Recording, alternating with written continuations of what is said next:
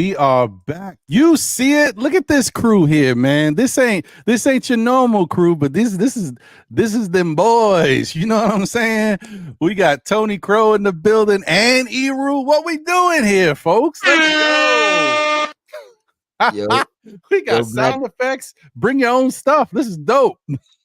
Yo, Black, it's time, mama. I made it.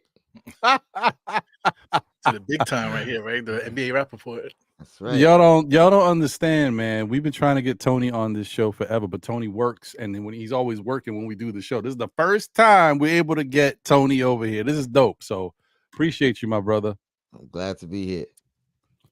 Yeah, man, always a pleasure. So yes, once again, John couldn't be here, so I'll accept this award on his behalf. Now he's actually at a practice with his son. They got a I don't know if he said it's a tournament or something. It's some type of heat, some meet or something that's happening. Pause. That sounds weird. But anyway, he's got something going on that he's got to help his son train for. So we love the kid. How old is his son, man? How old is he? He's is he 14 or 15? I don't know. I forget. It's one of those. Okay. So he's right at that age. Mixtape, man. I need to critique him. Yeah. Start him early, man. Well, might as well. His father already makes beats, so you know what I mean. He's halfway there. So yeah, man. Thank you guys for being here. Appreciate you. I know there's been a lot of stuff going on. As you can see, at 6:30 today, we had another NBA wrap up that should have aired last week, but you know how YouTube shut us down. But we back, baby. So hopefully y'all got to check that out. If not, please check it out later. Replay gang, man. Roger Mooking was a dope guest. You guys may know him from Man Fire Food. If you look at the Food Network, he cooks all types of stuff. He's got a restaurant in Toronto called Twist at the airport. Very dope dude. So hopefully y'all got to check that out and enjoy it. But this is our live show right now, and we got another special guest for you. So I hope you guys are ready. It's going to be a really fun, cool show. And once we get to know her, I think you guys will find that she's really cool too, man. Really good peoples, man. We try to bring you the best, man. You know, there's people you know about, and there's people you don't know about, but they're all good people either way. So yeah, let's get you right what it did you know. You know how we like to give you some knowledge, you know, whether you know it or not. I don't know, not everybody does. So let's hit you with a did you know, and then we'll have our special guest up with us.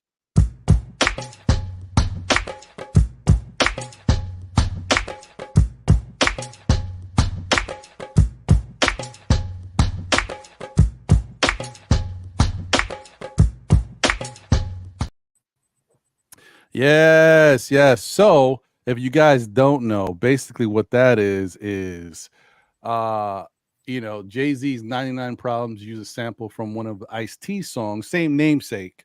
And so that's kind of how that song came together. Most people think, Rick Rubin kind of did all that from scratch, but he did not. So he did use a sample from Ice-T's joint, and that's how that song was birthed. Just a little hip-hop trivia for you. But anyway, hey, our special guest today is the one and only Cassette. I know it's a dope name. You don't gotta say it. I know everybody.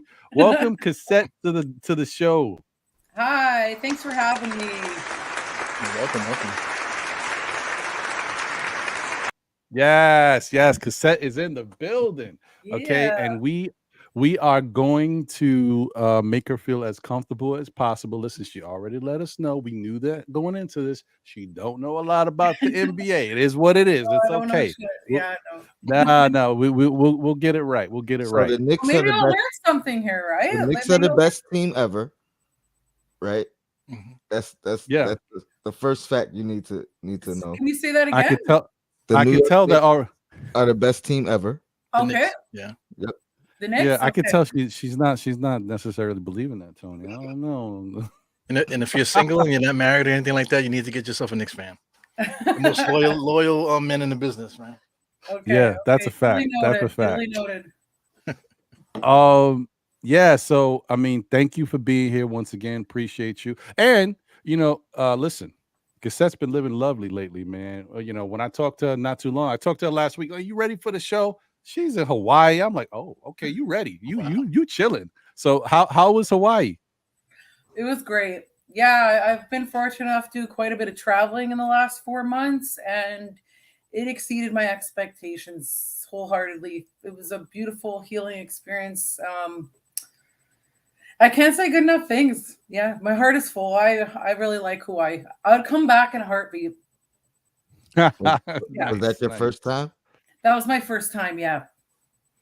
That's my bucket list Oh. thing right there. I never been to Hawaii. It kind of Yeah. scares me to be out in the middle of nowhere, right? Did that freak you out at all when you was out on the island? Well, I'm from Canada. I'm like in the bush too, so that's no big deal. But Okay.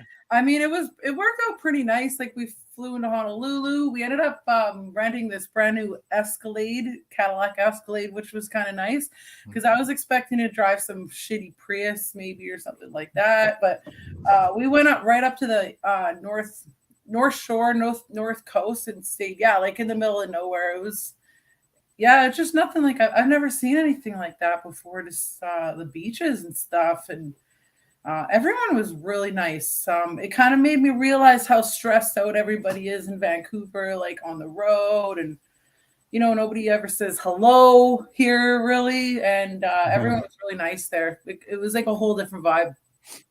Wow, Really? that's Well, dope. Vancouver's not friendly anymore. I've been to Vancouver maybe like 10 years ago, and everybody was so friendly. I guess Maybe compared to New York, yeah, I'm sure. Like people in New York, I don't know.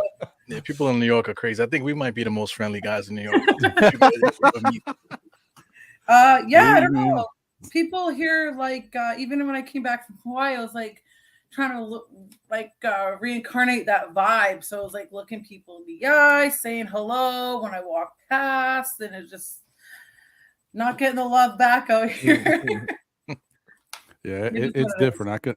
I could hear you and understand that. Yeah, that's everywhere. Yeah. Mhm. Yeah. But I'm glad you got to have a nice relaxing trip. It was Mhm. beautiful. I mean, I felt like I was there because as soon as she got off the plane, she went on Instagram Live. She was already on the beach. I was like, wow, this is nice. Mm. And then I realized I'm in my living room. Like, this ain't it. Yeah, I had to just show the homies how good I'm living right now, right? Yeah, I mean, listen, you got to enjoy it. It's a long flight, no matter where you are. So, Yeah, it was about 5 hours actually from Vancouver. It wasn't bad at all. Yeah. yeah, I mean, it's not like I think it's 8 hours from here, but yeah, that's still a Yeah. long flight. No Like I longer said, out the yes. East Coast. Yeah. Yeah. Yeah, it was great. All right, well, it's happening now, folks. You know how we do. It's time to get it cracking. So let's talk. I mean, NBA season is back. I know we're all excited to finally get the basketball going and be able to see these games and enjoy everything that's happening. So you know what? Without further ado, let's get it cracking. You know what it is. It's the first half.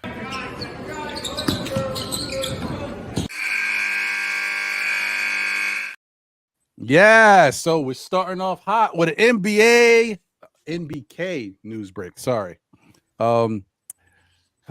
This is not no shocker, guys. So if you guys have been following, you know what's happening in the East.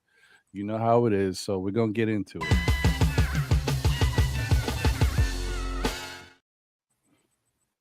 Boston looks incredible. Yeah, I said it. Damn it, they're good. I knew they were gonna be good, man. Look, people keep talking about Milwaukee. What did I say? Look at my face, guys. I told y'all Milwaukee's gonna be good, but Boston's a problem, man. Boston is incredible right now. Nah, but they're a regular team. But right now they do look really good. They're starting to kind of click. They're out there toying with teams. They're benching their starters. It's like, oh no, what's going on? They putting up 155 points. What are we doing? We was concerned about their defense. Like, oh, Boston's soft. Yeah, but they can score some points, man. This team is lit. Oh man. Anyway, Tony, what's your thoughts on Boston, brother? They good, but I ain't scared of them. I'm not scared of them. I hear you. Like, I hear you. I mean, we'll see. Like, I'll check back in at like mid-season and see. One, I think we'll face them again by then. Number one, and see where they are then. You know what I mean? Honestly, we might have been their biggest challenge so far. Well, yeah, You know what I mean? And yeah, we weren't far off. So that's usually the case, man. We always play teams that other teams are worried about. We play them usually pretty well. I'm not saying we might beat them, we might not beat them, but we usually have good games against those teams. And Boston is no different. Ebru, what's your thoughts on Boston, the juggernaut? Well, like I said, she went to Hawaii, got a nice hard reset. That's basically what Boston did. They went and got Chris Stapps, and he fit right in. So they're it's not that they're like a better team or they've gotten better. It's just they just got the perfect player to fit in the system that they're working, man. Sometimes that's all you need. So I'm not afraid of them either, man. I'm ready for the next one. So I missed the home opener, and I missed the preseason games, but I'm ready for the next games. Yeah, no. I hear you. So let me ask you this, Cassette. Have you ever been to Boston, by the way? No, I would love to go to Boston. Like, my mom's from Ireland, and I know there's like a big Irish community there. Mm-hmm. I would love. I actually was just talking to my pops about this. I'd really like to check out like more of the East Coast part of the states, but no, I've never been before. Spoiler alert: Boston will love you. Yeah, I was just gonna say Boston will love you. Yeah. When you go there, you're gonna be bombarded, man. Because definitely. Mm-hmm. Oh, okay. I was gonna ask you something, but that's actually a good question. Mega, shout out to Mega. Cormega is his name in the chat. Mega NYK. He had a question for you. He said, "Ron, ask Cassette if she's a Toronto Raptors fan. See, she's from Canada." Well, I remember when the Raptors won, and that was like a huge fucking deal. Pardon me swearing, but yeah, like I just remember. You're okay. You can speak here, but YouTube is a little crazy, and they I don't know. So just try to calm it down a little bit. Okay, I'll try to Canadian, so it doesn't really transfer over. No, I remember like when they won that game like a few years ago, and I didn't know what was going on, but I was just rolling with it, and we watched like I remember going to like an event, a holding event, and we won, and yeah, I saw people crying. Like, it's a big deal for people. Like, there's some ride or die fans out there, so yeah, I mean, I support the team, right? I think they're Canada's only basketball team. Yes. So I was gonna ask you. You said you're from Vancouver. Correct. Yes. So you remember when there was a team there? Yeah, the Grizzlies. Yeah. I remember that. Okay. Is anybody in your family Grizzly fans? Pardon me? Anybody in your family a Grizzly fan? It's just I'm an only child, so yeah. Oh my gosh. Yeah, but like the homies out here are always rocking the old vintage jerseys and stuff with the hats, and I see that a lot around here. So yeah, that's probably one of the better uniforms from back in the days. Yeah. Oh wait, oh yeah, no, yeah, that was I was gonna say we have another team, but that's not the right one. Yeah, so yeah, I got I'm gonna have to say for the sake of Canada, yeah, I'm a fan of the Raptors. Just for my own personal safety, I'm gonna have to say yes. There you go. And listen, there's nothing wrong with being an only child. I'm an only child. Just think of it like this: when they made you Cassette, they broke the tape. That's it. I'm gonna have to write that. I got the cheesy one-liners all day. I'm here all night. Yeah. Let's go. I'm gonna write that one down. Yeah. I'm gonna fix the guest room for you too. Okay. Thank you. Like one pillow or two. One pillow or two. Two, please. Yeah. So yeah, Boston is really. I mean, they're looking good. We played them the best, but we also did get them the first game of the season, and I thought that was the time to beat them. But it is what it is. So we'll see. We'll see what happens the next time we play them. I don't know how I feel about us matching up with them next time around. Not the way we're playing right now, but that's another story. Anyway, yeah. So Boston is looking real good out there. They heating up the streets, and they got their Boston fans feeling like they're gonna win a championship because that's all they care about these days, which is fair. And so we'll see what happens. But Boston ain't the only team that is off to a hot start. There's another team that we have been talking about in the past that we thought was going to be better, and they folded at the end and messed up our draft pick on purpose.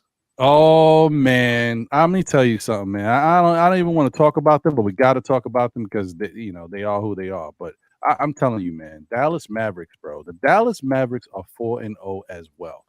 So, and I want to say the thing about Dallas is they got a weird team. I don't know if it all fits and gels together, but right now they're 4-0. It's good. So that's the good thing. Like you can figure out what's going on out the gate. If you get hot, whatever. The rest of the what's going on with the team will kind of, fizzle and they'll calm down a little bit, but you created yourself a nice little lead. And they're still going. So we'll see what happens because I'm not sure what that team is right now. They got some players that I thought weren't going to really do much, and they've been doing well. So what's your thoughts on the Dallas Mavericks? Ebro, I'll start with you. I have no thoughts on them, to tell you the truth. You got Derrick Jones Jr., he's a reject from Chicago, right? You got Grant Williams, a reject from Boston. You got Derek Lively, he's a new guy. You got Luka there, throwing shots off the backboard and making it in half court. Josh Green is a young guy. Tim Hardaway Jr. is one of our rejects. So I just see a team full of rejects, to tell you the truth. So, just a bunch of misfits that don't know what they're doing. They're winning early. So as soon as Kyrie comes in and everything gets assimilated and everybody starts playing the real game, I think they'll start to show their true colors. Yeah. That's me You being might be spicy. right. You might be right. Tony, what's your thoughts on Dallas and the choking Mavericks? If we were saying buy or sell, I would sell, right? But just to put like some perspective or like opposing point of view, some unbiased thinking. What they did to us last year was smart organization wise, right? They feel like they don't have a chance to compete in the playoffs. Why not? Why do that and lose a pick as opposed to getting the pick and moving forward? And then the pick that they got, he's actually working out for them. So they went with a need and he's fulfilling a need. And then as an organization, this is an organization that's won before, right? So they kind of, I'm not saying they have an exact blueprint that they're following, but they have credibility. You know what I mean? So if they believe in themselves, who knows what they could do? You know what I mean? They have a star player who's arguably, top 5 in the league, maybe at the least top 10 in the league. Another guy who at his best is arguably top 5 in the league.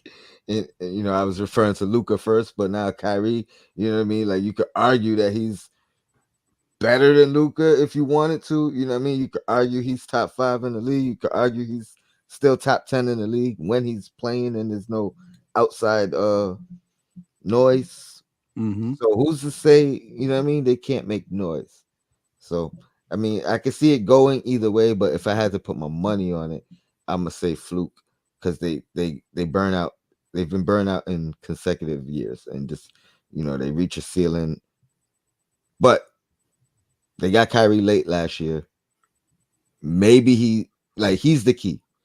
If Kyrie could be what his potential always was, and there's no outside distraction, and it's just basketball, and he's healthy, I mean, you can't deny who Kyrie is and his talent, and then you can't deny who Luka is and his talent. So, yeah. I mean, listen, they're a funky team. They're better than I think we've seen in the past. Like last year, I think they're better than that team. I don't know how far this team is going to go. I just think it's early. It's with Boston, I would say Boston is a real team that you're going to have to watch. Dallas just could be a team that's taking advantage of other teams in the league starting off and trying to find where they are. And you know what I mean? Like this is the best time to steal some wins. That's why I said in the past I thought the Knicks were going to jump off to a good start because I just thought the continuity and all that cohesiveness was going to gel right away, but we've been having some issues there. So, but this is the best time to grab those easy wins early in the season when teams are still trying to figure it out. So, Yeah, so we'll see when we get to the 3 week to a month mark. We'll know what Dallas really is. And, We I was just go gonna say, ahead. so people don't think I'm crazy. I said I'm not scared of Boston, and then I spoke a little bit more highly of Dallas. That's not the truth. Like Boston is definitely a bigger threat Oh than yeah. Dallas, but all things being said, worst, best case scenario, we would see Dallas in the finals. You know what I mean? And Boston, I'm referring. It's more likely we see them at some point in the playoffs. So that's why I referenced it that way. But Boston's the bigger threat for sure. Okay, makes sense. Makes sense. All right, so we got a couple more NBA questions, then we're going to get to the hip hop section. But this question, I'm actually going to start off with Cassette on this. It's a different little thing here. Malcolm Brogdan joins Klutch Sports Agency. Is a trade to the Lakers in the near future. So now I'm not going to ask you if you think a trade to the Lakers is in the near future, but I just want your thoughts. If there's particular sports agencies, right? There's like 2 or 3 big ones in the NBA. Really 2 when you think about this. There's a third, but and it seems like these 2 agencies, like when they get a client, like that client, it gets filtered into where all their other clients are. Right now, Klutch is, everybody knows, the top agent at Klutch is LeBron James's like right hand guy. So if you were a betting person thinking about it, and the Lakers needed a player like this person, Malcolm Brogdon, and he's joining said agency of my best friend, would you think that maybe the Lakers would be looking to acquire this person? Yeah, sure. Yeah. Yeah. Yeah. See? You know what? That's why I asked Cassette that question. Guess what? Even someone who doesn't know the NBA that well, Yeah. it's the writing is so evident. It's like on the wall how they move in the NBA. Even someone who's not paying attention to what they got going on over there can see that that makes sense. That makes sense. Yeah, it makes sense. What? Yeah, it's this is how the NBA moves. Everything is clicks and stuff, and you're with this agency or you with the it's always the whole thing. They all Right. kind of come together that way. It's really weird. It's really weird. Tony, you think that there's a possibility that Brogdon's going to wind up with the Lakers? Where's he at right now? He's in Portland. Yeah. Full of point guards and shooting guards over there. I mean, it's definitely on the table. I don't think they give him away though. I think they've been so smart in their decision making from moving on to Dame and how they just kept double flipping pieces. You know what I mean? They'll get an asset, so get more. So ultimately, I think they're gonna keep that trend. So they won't give them to the Lakers. They're gonna have to outbid whatever's out there for them. You know what I mean? So I will say that. What's his contract situation? How many years is he under contract? Because I don't think he's making a lot of money. I mean, he's probably making a good amount though. He probably is. I think he has the years. I think he no, has a bunch of years on the contract. he has a bunch of years. I believe so. Okay, so yeah, I don't know how much of a position of power he has to even dictate where he wants to go. Oh, well, right now he's got 2 years left. This current year and next year. So this year he doesn't have as much leverage to negotiate where he wants to go as much as maybe next year. Mm-hmm. So I think if the Lakers want him, they're still gonna have to give a good compensation. You know what I mean? But he makes $22 million too, so you got to match salary and all that too. So I mean, second round picks they like to give, and all the other stuff just to make trades work. I think that's an easy move right there for if they wanted him. But all right, let's say it's D'Lo. Does Portland necessarily want D'Lo, or are they thinking, okay, this is another one I'm gonna flip again? Now, if that's their thinking, maybe they take D'Lo and second round picks. You know what I mean? and say, all right, we're gonna try to flip D'Lo and see what we could get from him now. But I'm thinking they're gonna want players at some point. So who would the Lakers be wanting to give up that's not a guard to make it work? Rui That's a might good fit, but question. do they want to give up him? They got Vanderbilt too. Yeah. They got a lot of guys that do the same thing. They got Christian Wood. They got a bunch of guys like that too. So they can get rid of them. But again, the salary. So again, they can make it work, but they can't. They're not going to get them for free. That's all I'm saying. Yeah. So just to get Cassette in here, like you ever experienced like the perfect storm like that? They say like we were talking about Boston, they basically got like the perfect person to fit into their system so that everything starts working good. Then you got another team that's just like they just kind of like catching everybody by surprise. Right. Whatever. Like when it comes to like your music and stuff like that, you ever experienced like that, anything like that in hip hop with your team or anything around you? Yeah, 100%. There's a lot of underdogs that surprise you. I think too, like a lot of underdogs have more to prove, so maybe they're working a little bit harder. It can kind of fall back in that same kind of category, but yeah, I mean, rap's super competitive too in that sense. So yeah, I've been surprised by a lot of situations like that with certain people, or you kind of judge a book by its cover until you actually see them, like on stage, on the court, or whatever. And you're like, damn, wow, okay. This person's putting in work. So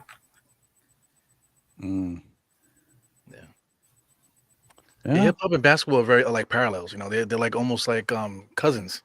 Hip hop and basketball, just the business of it. Right. And just the work too, like the creativity of basketball is kind of similar to the creativity in hip hop. You're not really gonna get the same player, too often. You know what I'm saying? So yeah, for sure. Agreed. Oh man, I'm dreading this. We got to talk about somebody I don't want to talk about, but that's what the show is, right? It's the NBA wrap up, so we got to wrap it up. Oh man, this guy, I'm so sick of him, man. But it's okay. Let's talk about it. I swear, he is the person that we have talked about the most on this show since we started this new iteration. Jesus, James Harden again, folks. Here we go again. We can't stop talking about this guy. He's going to get traded to Vancouver next, man. He might get traded to Vancouver, and they don't even have a team. It's crazy. James Harden gets traded to the Clippers. This is what he's wanted, folks, and now he's finally there. I don't know how this is going to work, but it's happening. So, real quick, so we can get on to the next segment. And I'm only saying this because we have talked about James Harden forever. I'm sick of this guy already. But what's your thoughts, Tony, on do you think with everything that comes along with the James Harden package, do you think that can work in LA with the Clippers? Yeah. Yeah,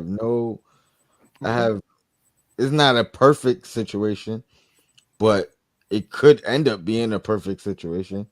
You know what I mean? Like, I guess my biggest question mark would honestly be, how does the fit between him and Russ more than anything else? But I trust Ty Lue to kind of manage the personalities and it not be any situations. I think James got to be to the point in his career where if he wants to win, and I would think he only wanted to go to the Clippers to win, that he's gonna play his best basketball. And then, obviously health. If Kawhi's healthy, if PG's healthy, I think they're arguably the most dangerous team in the league. They haven't been healthy all these years, so it's a slim chance that they stay healthy. But if they're healthy, they're gonna be dangerous, very dangerous. And you can still fill that roster with some, guys before the season ends. They gave away a couple of players. They gave away some players, yeah. But I think, to be honest, individually, all those guys that they gave up can do things, but I think it's more of filling bodies than it is their value. You know what I mean? Like you could get guys to fill their roles easily. Gotcha. What you think, Eru? You think it's gonna work over there with Harden? Harden's a mess, man. I don't know. Well, he didn't go to the Clippers to get a haircut. You know, we know that. We scratch that off the list there. But that locker room is going to smell like icy hot, man. They got a lot of old guys over there. So I don't know how that's going to fit. I mean, it's going to fit because the guys have experience. But one thing that that James Harden said is that they was asking him how he would fit, right? And he said that Philly tried to put him in the system, and he said, "I am the system." You know, like what? Dun, dun, dun. He's not trying to play no team basketball. He's like, okay, I'm here, and you guys play with me. So, you know, Terrence Mann in the background when he came into the locker room for the first time, Terrence Mann is in the background looking at him like this. You know, because he already knows the deal. You know, so chemistry wise, it's going to take a hit for the team because I'm quite sure a lot of guys are sick of it already. They already got 3 superstars now, so now they got a 4th one. So now how do they fit into all this? You know, because you want to get your stuff off too. Let me ask you this though. Let's say hypothetically they let Harden be Harden, and in turn the rest of the team has to be more of a supporting cast, right? Mm-hmm. As crazy as that sounds, that's the best supporting cast he's ever had around him. You know what I mean? Like honestly, my that's saying a lot too, though. It is saying a lot because I'm not saying that's what they should do or how they should approach it. So it could have some problems. It's like I said, it's not a perfect fit. I think the same could be said with Westbrook. I feel like at his best, the ball has to be in his hands. You know what I mean? And in my theory, I think Harden should try to adjust to being a shooting guard scorer for it to work best. Mm-hmm. You know what I mean? But it sounds like the way he's thinking, Russ might have to run the second unit. You know what I mean? And if that's the case, I don't see Kawhi being a dominant enough personality to say James is like you can't have the ball in your hands. And I can see Kawhi being fine with just being a closer and being the defensive stopper that he could be, and limiting himself to stay healthy at the end, to be at the end. So I think there's ways it could work. It's not a perfect fit though. You know what's ironic too? The Cam Reddish thing, the debate with PJ. People, they said Cam Reddish is potentially could be like Paul George, but now in this scenario, Paul George has to be Cam Reddish. Now he has to be the defensive stopper. So I think if anybody in that crew, he'd probably be the one they'll have to give up the most. Him and Russ, So it's interesting. It's interesting that scenario there, but it's nothing is unguaranteed. Just because you got all these great players doesn't mean anything is going to happen for you. And Harden should know that the best because I mean he's been on how many teams now with how many Hall of Famers? Like, come on, man. Yeah, that's true. That's a good point. Good points by both of you guys. It's interesting. It could work. If it does work, it's going to work well. I will say that. If it works, it's going to work well. I don't know. My whole thing is some people just have a certain type of personality in life, no matter what you do, and it'll show itself at some point. So, I mean, hopefully they're playing well enough that they don't care. Like you said, they let Harden be Harden, but I don't know. He's just he's a certain way, man. I'm just saying, even letting Harden be Harden, I don't think he's gonna look past open Paul George. Like he's good enough to make the right reads no matter what. You know what I mean? So, I mean, he led the league in assists last year. You know what I mean? So he can do. It's not like he's limited in what he can do offensively. Yeah, and that's an interesting question, Kenny Payne. Is James Harden still elite? I don't think he's still elite, but I do think he's a very good player. I noticed the switch in him 2 years ago. He used to be a dominant scorer. Something changed. Maybe it's just, he's put on some weight, partying a little bit more, but whatever. He just wasn't that same guy. And I thought he was actually starting to be washed. But in fairness, I got to give him credit. Last year, after the beginning of the season, he started to get busy. He was cooking, like you said. He led in assists. He was getting busy. So I was like, okay, he's not done. He's not done at all. I was wrong. But it is what it is. I got Let another me segue question for Cassette. Have you ever been in a room with guys or girls, hip hop, music wise, that you perceive to be heavy hitters, but get into the room with them and realize that these guys are not as good as I thought they were, You ever been in As a good as situation you like that? thought they were in terms of how they rap or as a person? Just probably the whole package, because somebody like say like James Harden would be like one of the top notch rappers, but once you get in there, you realize that he's a Okay. diva, or he doesn't write his Oh, own yeah. rhymes, that type of stuff. When you see it, like, oh, what's going on here? I'm better than these guys, or whatever. I can hang with them.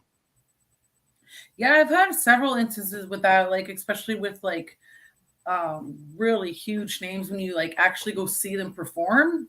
You're like, wow, like this guy is gassed. Right.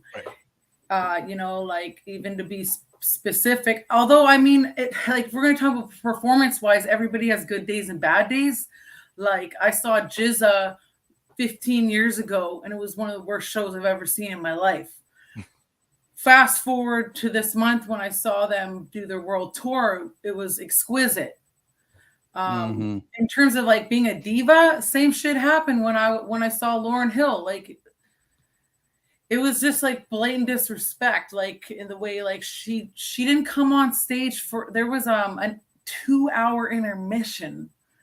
I actually just like I looked at her in a different light.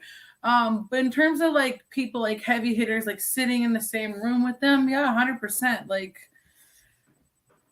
I mean, there's been instances where like I'm all about freestyling. I think like as a person or as an artist, freestyling is a really important thing. I think it's a big element of being a rapper. And I'll see people and they're like, well, I don't freestyle.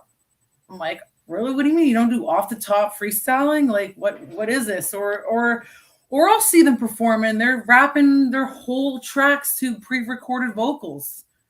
Right. And it's just like, like just those kind of gaps in between things, taking an easy way out. It's like you see it, right? So you're like, damn, I do think I could do better than that because I don't do that. I don't know, just different ways of going about things. So yeah, no, that's fair. Fair. Good answer. Good I've answer. I've always said, even if you don't freestyle, you should always be prepared to fake it. You know what I mean? So have something in the chamber that you never used, that no one heard, that you could spit, at this any given time. You know what I mean? So at the very least, you know what I mean? Because some people don't consider like freestyling off the dome, what I consider freestyling.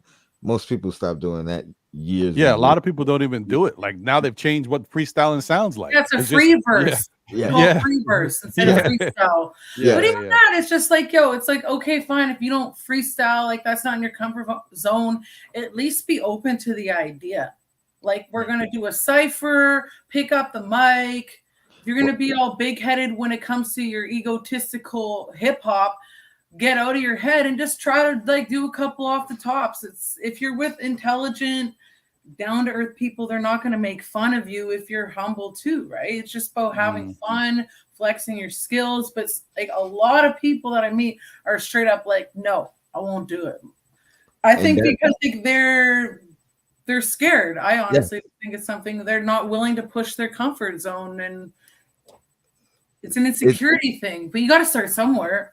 They're not humble, because if you're humble, you're able to live with joking around, making a it's just for fun. You know what I mean? But yeah, they're afraid that it'll damage their brand. Brand, right. He came up, he rapped better than you in that cipher, and then at that point, the narrative changes. So they feel like it's too big of a risk, like and no reward. You know what I mean? I get it, but if I was an artist, I would also get your stance. Like, this is for fun first, right? This is for the love first. You know what I mean? Like, for the you're culture. worried about the culture. People need to. What I keep trying to reiterate a lot is, if it's not fun, what are you doing? Remember, music's supposed to be fun. right? That's true. Yeah. That's true. I always say that to my friends because it's a lot of work, but I'm like, remember, guys, we're having fun. Yeah. Right? Yeah, The that's a parallel good with point. sports too, like sports is supposed to be fun too, but people make it so like into a political thing. Yeah. Like even like you say freestyle, guys don't want to freestyle, but guys don't want to play one-on-one either. They said, "No, I ain't playing one-on-one with you," because they don't want somebody to have a camera and post them getting their ass bust on, whatever. Yeah. So I get that too, but Yeah. at the same time, it's just really just like learning, you teaching, and you just having fun, like you said, not taking yourself too seriously and just really Yeah. flexing the muscle. And I think when you don't take yourself so seriously and you alleviate that pressure, it kind of builds, you just have a better relationship with yourself and as an artist. So when you do maybe not come across as the way you would like, it's like, it's all good. Like you just, you just brush it off. And when you don't take it so hard, other people aren't either, right? It's giving the other person the power. Yeah. That's a good point. Yeah. That's true. That's very true. Yeah. I like that. It's very healthy for the culture too, because when people see that, then they'll lighten up a little bit too, and then that branch will constantly be growing like a vine, positive in a positive way. I try really hard to be like that with people. I really try to just because especially being a woman in the industry, there's a lot of testosterone flowing, and some guys just lighten up, man. Like, come on, man. Hit the pin one time, a couple times. You know what I'm saying? Calm down. A lot of times too, people have been set up in that way too. So you may be a fun, joking, not necessarily like a bar rapper, but you know what I mean, like maybe a party rapper, and they'll be like, all right, come do this cipher, or come to the radio show. I want you to rap with this artist, and now this artist is just a beast, a lyrical miracle guy, and then it's like, oh, why would you sit me up here with this guy? And you know what I mean? Like, so a lot of times I think it's about the pairing too. You know what I mean? If you're gonna have a party rapper freestyle, maybe have him do it with another party rapper. You know what I mean? He may feel more comfortable as opposed to. Well, I know how to get in. I'm all about bars, right? And I know how to get people going when they're like, "Oh, I don't rap." You just start battle rapping them, and it gets them mad, and then they're like, "Oh, well, okay, I'm gonna get into this now." You're like, it's really easy. It's kind of just dance, my little puppets. Yeah, you're my kind of girl, man. I like that. I've been involved in those type of things too. You just start snapping on them, whatever, and they're like, "Yo, what are you talking about?" And then it becomes like a movie almost, and then you're having fun, like you said. It's a lot of fun. Yeah. Or snap on yourself, get them comfortable. Yeah. You know what I mean? Like if you're able to joke on yourself, all right, maybe I won't take myself as serious. I'll join in. You know what I mean? Yeah, I think it's just about feeding off each other's energy, right? Like you got to be in a safe space. Of course, you're not going to relax because let's be honest, ciphering, freestyling, it is a vulnerability. It is. So when you're in a safe place with like-minded individuals, you're gonna feed off that, like you said, right? Like the branching off of each other. Yeah, it's like playing pickup basketball. Same thing. I keep bringing the connection. Playing pickup basketball, you could play with guys you never played with before. But if you catch a flow, you guys all could run the table and don't lose all day. Yeah. Same thing with music. Jamming with instruments, freestyling with your peoples. It's the same kind of vibe. Yeah, I think it's therapeutic, honestly. Like, yeah, I really enjoy it. Yeah. That makes sense. I mean, that's good stuff. I think it's growing up where I grew up and witnessing a lot of people from the neighborhood, to try their hand at hip hop and rapping. It does happen in those ways that somebody just kicks it off, and it might even be at your expense, but that's how they get it started. It's a slip. 100%. We're all fun. True. We're all friends too. Like, come on. Like, there was when you're with your group of homies and you're just like, poking at each other. It's at the end of the day, it's not like you're really trying to hurt somebody. It's just music, right? Yeah. Yeah. Very true.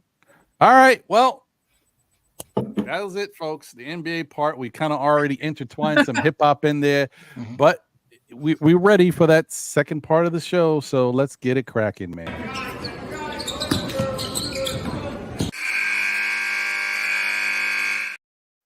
It's time for hip hop. But before we get into Cassette's story, which I'm excited to hear about, as well as I know Eru and Tony are as well.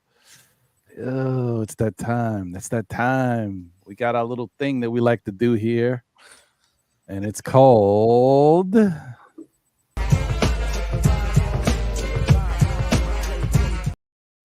Check the Rhyme. Oh, are you ready, Cassette?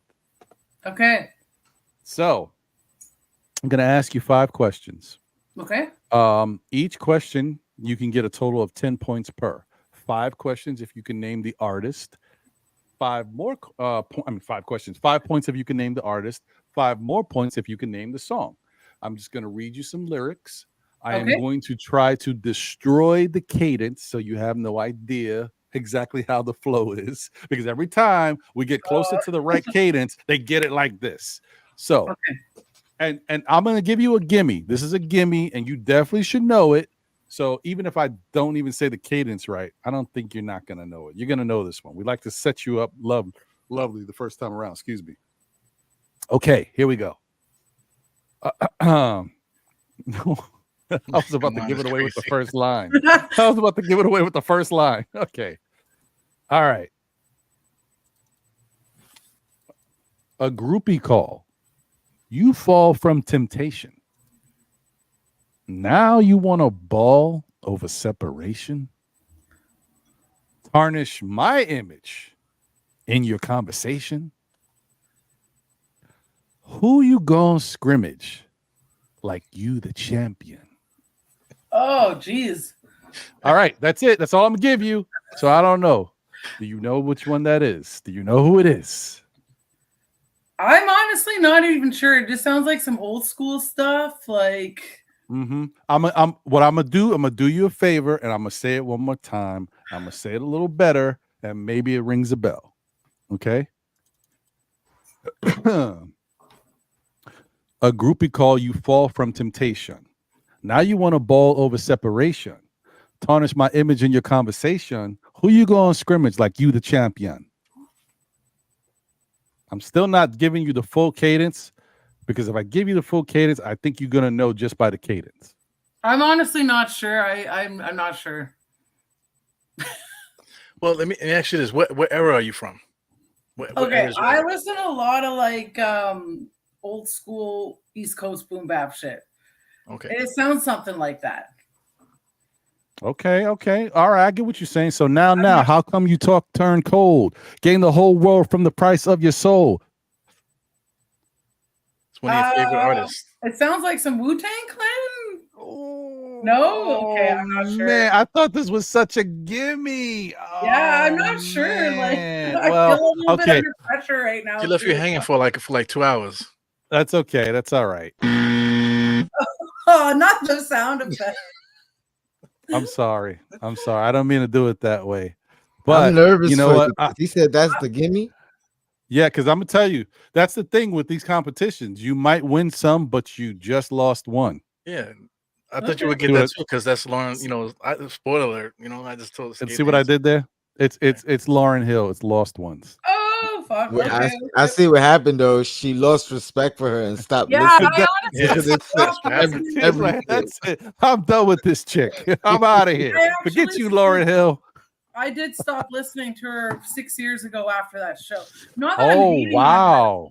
Not Damn, that I'm it's been that hating long. on her. I'm just saying, like, it changes things, and yeah, I'm starting to sweat. I'm starting to sweat. Yeah, a little bit. It's okay. No, I thought that was actually pretty funny, because when you were talking about it, I was like, damn, this is my first question out the gate. Then I'm like, it's like, okay, yeah. Well, maybe she's gonna know this. Wow, okay. We got a stumped. All right, that's interesting.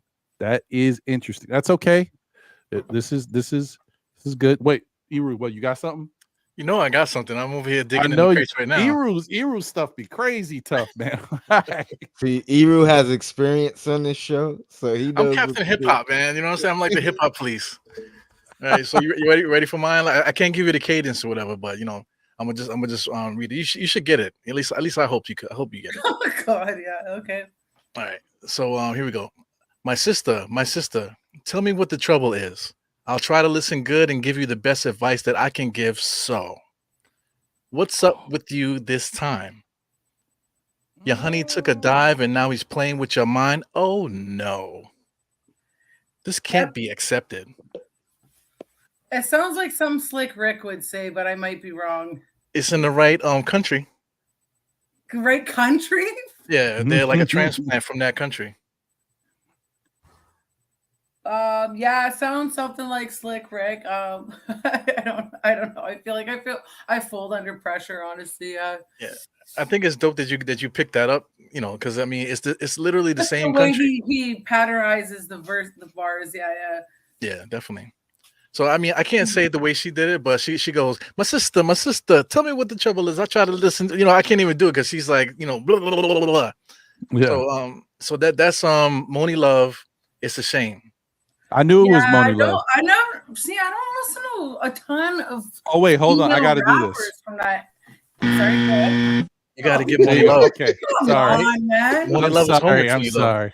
I knew it was Moni Love, but I didn't know the name of the song, and I should be ashamed of myself. Yeah, Moni Love. It's a shame. That's right. I never really listened to her. I didn't know that either. I knew it was Moni Love though. Yeah, that's some homework for you. You got to get some Moni Love. Moni Love is one of the craziest, and she still could give it up too. And she's like 50 something now. Yeah. I don't feel bad about that one because I just didn't really know. No, it's okay. That's all right. I'm gonna give you. See, this is a gimme, but it may not be a gimme because you may not know or remember it exactly. But if you just pay attention to what happens in your life these days, you'll know what this is. Okay.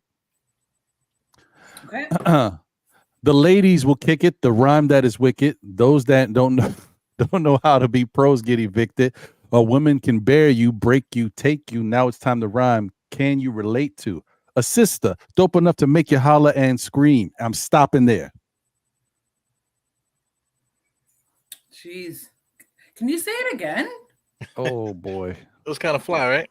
The ladies will kick it. The rhyme that is wicked. Those that don't know how to be pros get evicted. A woman can bear you, break you, take you. Now it's time to rhyme. Can you relate to? A sister, dope enough to make you holler and scream. Hey, yo, let me take it from here. I can't say that part. Yeah, I feel like now I just feel like so much under pressure, or I can't even think about it. So it's tough, and I'm hitting you with this. Ain't new. This is old. But the reason why I was thinking that you might know it is because someone put a thumbnail out today, and this was the backing track. Just saying. Okay. It's okay. It's all right. All right. I'm gonna give you a real easy one after this, but okay. Do you want to take a guess? Just a wild stab. You can even just throw a name out to guess the artist. It's a girl. Yeah. Again, like I just don't listen to a lot of old school female rappers at all. So maybe Queen Latifah. Good guess. That is a really good guess, but was correct. You got it right. I got it right. Yeah. Yes, you did. You got it right. What song is that though? I got it in my head. Well, I mean, I guess you're not going to guess the song. Right. I feel like that wrong beeping thing is gonna I'm gonna wake up with a nightmare. So the name of the song is "Ladies First." Yeah, I really like Queen Latifah. Yeah. So if you remember, like today when I put the thumbnail up. That was the Ladies First is the song I put in the background. And I actually put the rhyme starting from this point. So, and then when it says, I was trying to help you. And then after she says, a sister dope enough to make you holler and scream, Queen. That's when Moni Love comes in and says, hey, yo, let me take a hit from here, Queen. And then Moni Love gets into it. So Moni Love's all over my verse. The verse that I chose, that's the verse that she spits. Do you see what I'm saying? Well, I gotta be really straight up. After this interview, I am going to saturate myself in old school women's shit. Yeah, I really am. Yeah. Hey, it sounds like the move right now. I'm gonna tell you, some of these women get down. So okay, that's number 3, right? We got 2 more. 2 more. All right. You're almost done. You're almost done. You've been doing okay though. I like this. You on the board? You are on the board, so that's good. That's good. All right, Okay. let's give you one that may be a little easier. I don't know if it will be, but maybe it will be. Okay. Excuse me. Man, it's the pizza with the garlic. It's not. I'm like a vampire right now. It's no good. Good thing All this is so virtual. Hey, I wouldn't have to smell your breath. right. Okay, so let's go with this one. I think this is gonna be easy, but I'm not saying the lyrics will be the best, but okay, here we go. Let me switch from this one to this one. I don't like that. I don't think this one's an easy one. Let me switch this one. Hold on. Sorry. Bear with me. I'm trying to make it as cool as possible. Of course, the computer's not working. All right, here we go. All right. Mm-hmm. No, Ron's the no. master at stalling, man. I am stalling because I don't think this song may not be as popular as something else. Let me give you something a little better. Okay. Oh wow, these are tough. Okay. Here we go.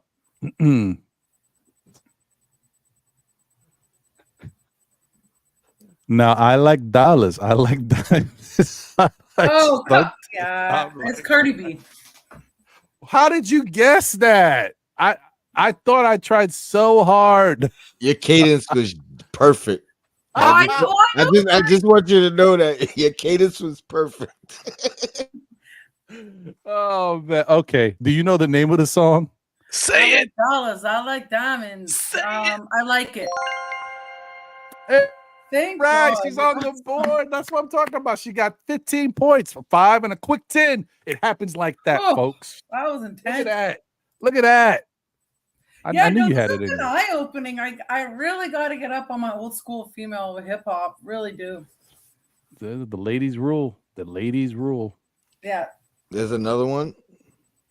There's one more. Yeah. You got it? I don't know. Do you have one?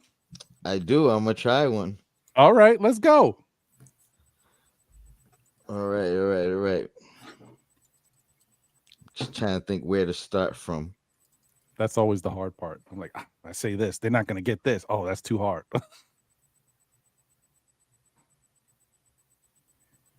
Always got one. I got one. The best living or dead, hands down, huh?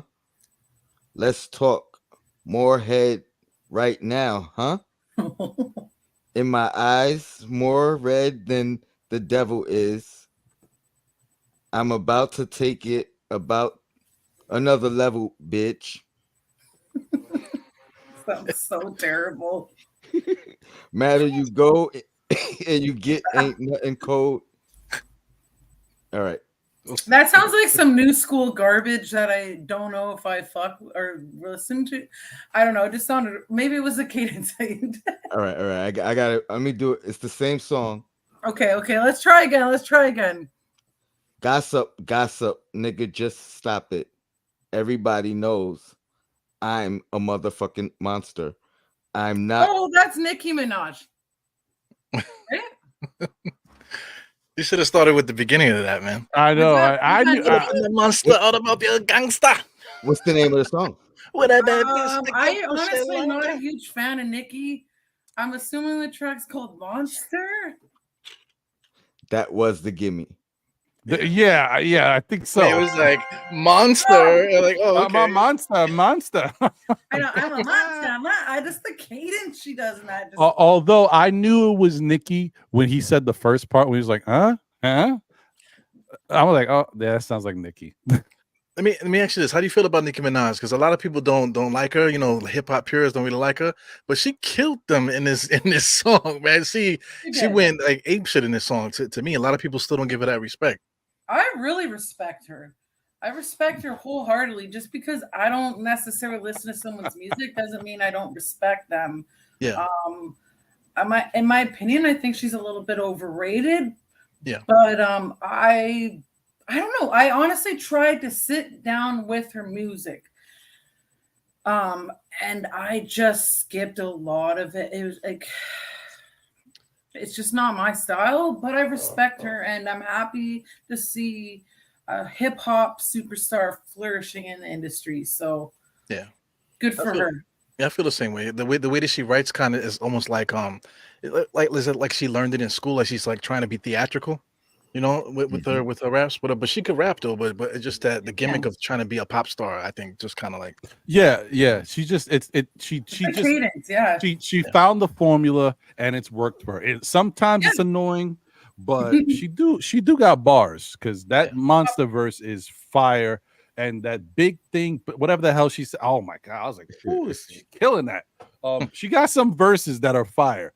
It's just you would love to hear her do it without all of the extra theatrics. Anytime she's on a song with the heavy hitters, male or female, she shows her worth. Yeah, I think she knows that I have to step up and show that it's not just about gimmicks and and a certain style or cadence.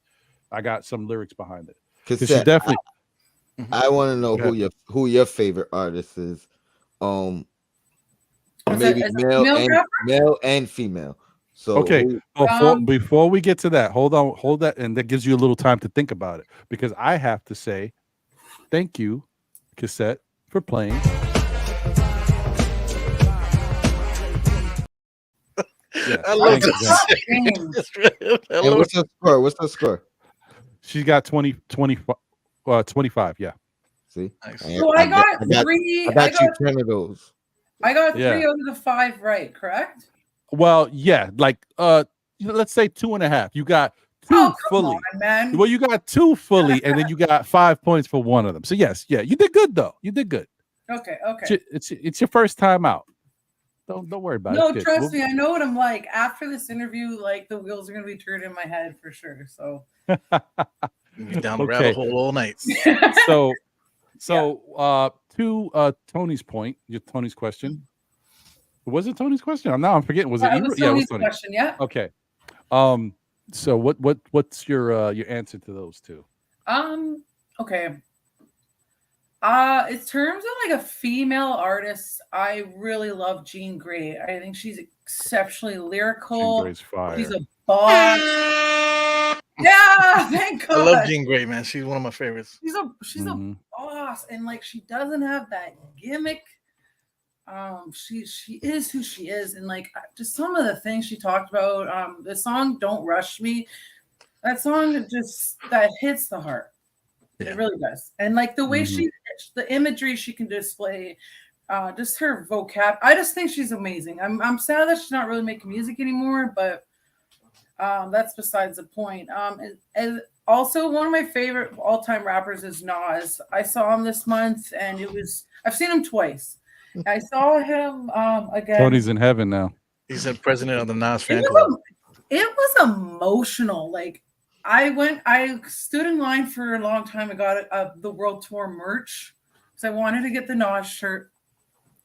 And just when I saw him, like he looks so good. Like these 50-year-old dudes look better than ever, and they sound better than ever, honestly.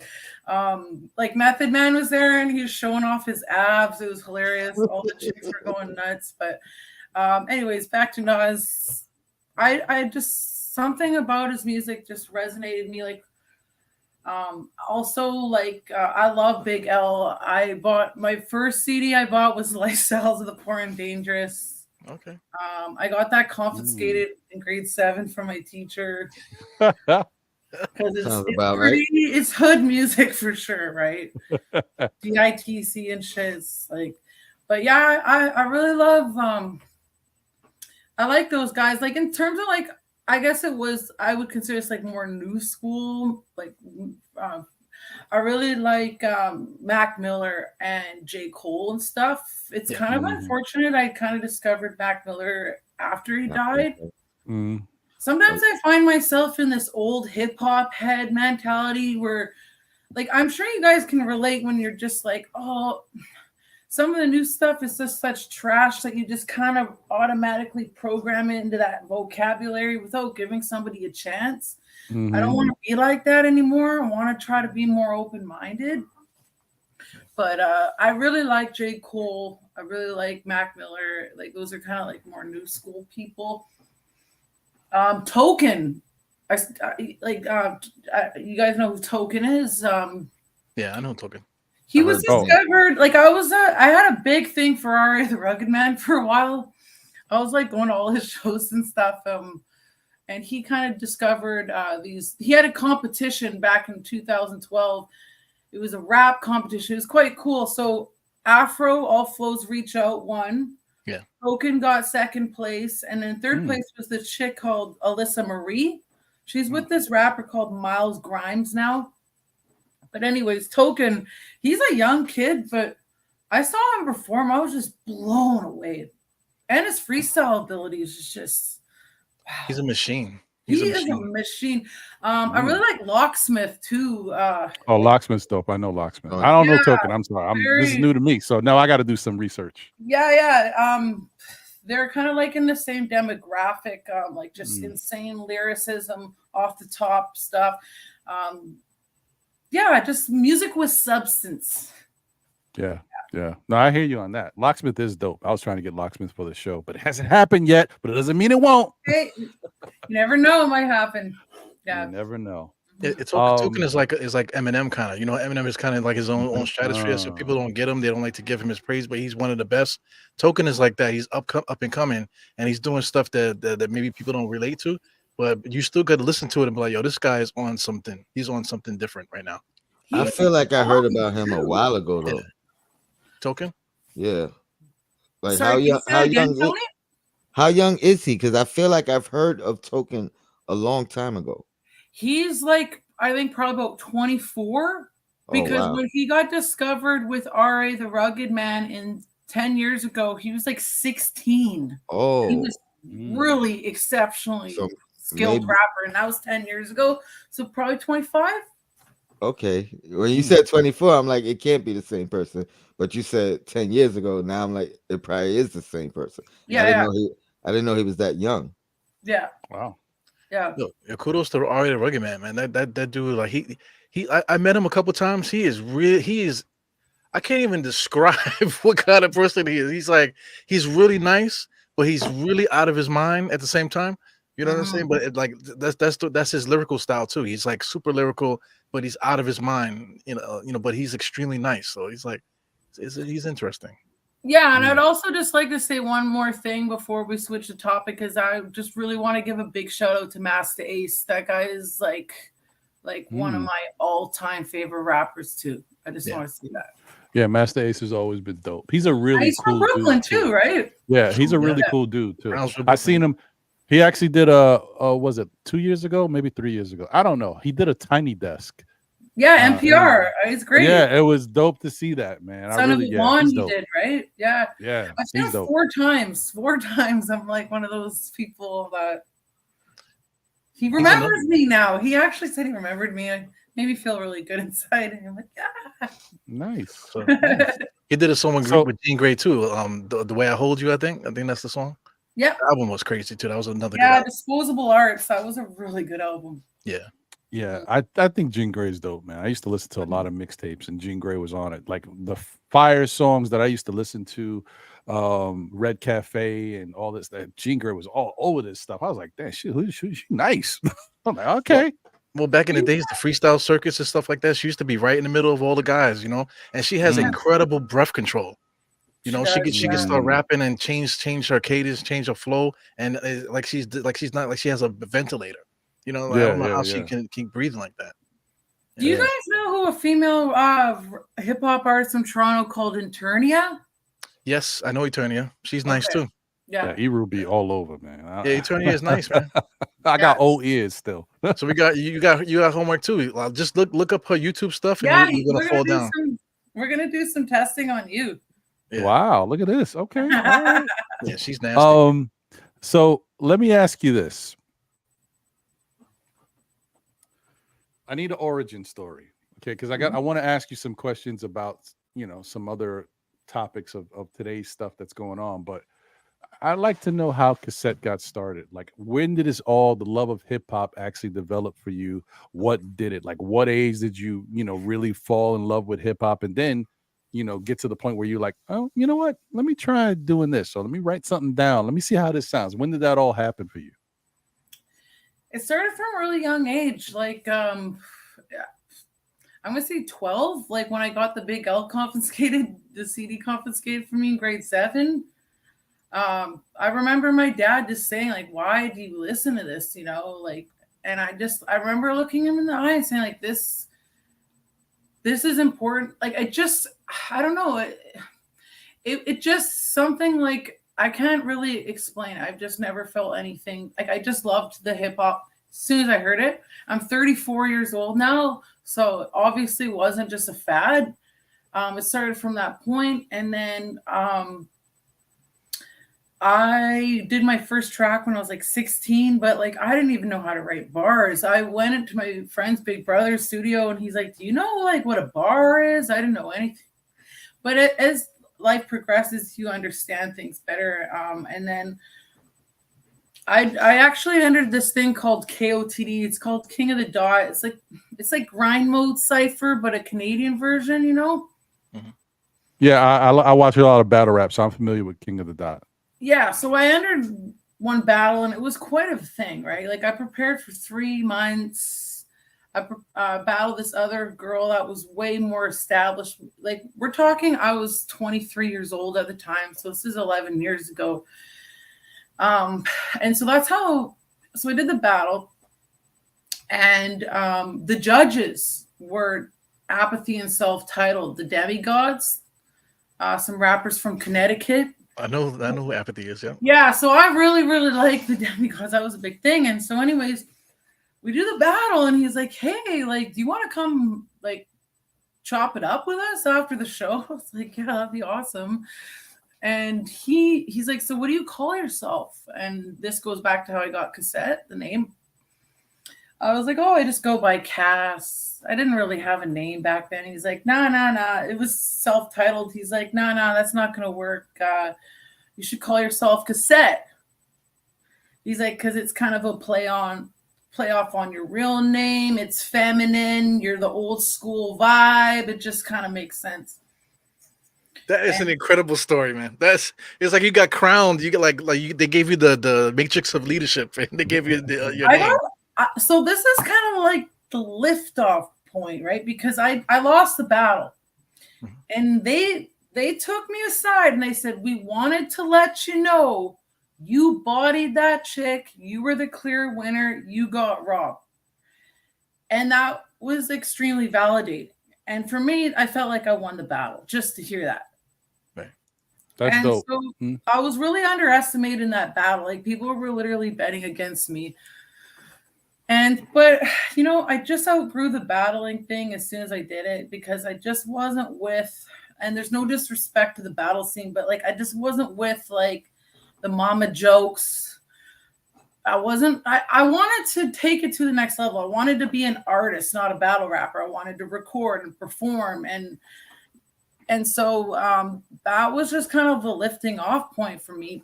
And then I moved to Vancouver because I come from a really small town. Like really small town.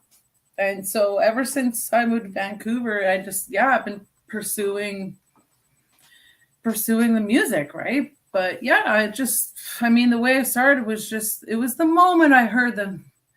That track called Acknowledge on that battle track, Acknowledge on Disposable Arts.